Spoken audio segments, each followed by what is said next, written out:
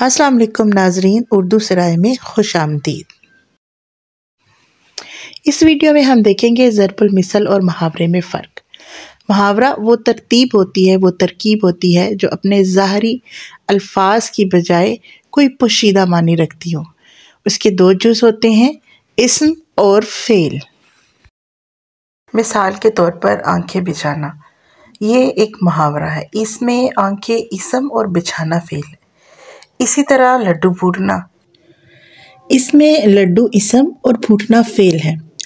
ظاہری معنی میں دیکھیں تو دونوں چیزیں ممکن نہیں۔ آنکھ کسی کی راہ میں بچھ سکتی ہے، نہ ہی لڈو پھوٹ سکتے ہیں۔ البتہ ان کے پوشیدہ معنی دیکھیں تو ایک کا مطلب عزت و احترام دینا اور دوسرے کا مطلب ہے بہت زیادہ خوش ہونا۔ دوسری چیز ہے ہمارے پاس ضرب المثل یا کہاوت۔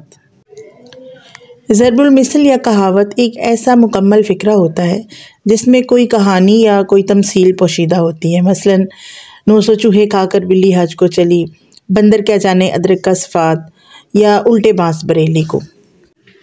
مزے کی بات یہ ہے کہ محاورے کے مقابلے میں ضرب المثل یا کہاوت میں اسم اور فعل کی کوئی قید نہیں ہوتی۔ اس میں دو اسم بھی ہو سکتے ہیں، دو فعل بھی ہو سکتے ہیں، ایک اسم اور ایک فعل بھی ہو سکتا ہے۔ امید ہے کہ آپ کو یہ ویڈیو پسند آئی ہوگی۔ ملتے ہیں اگلی ویڈیو میں۔ السلام علیکم۔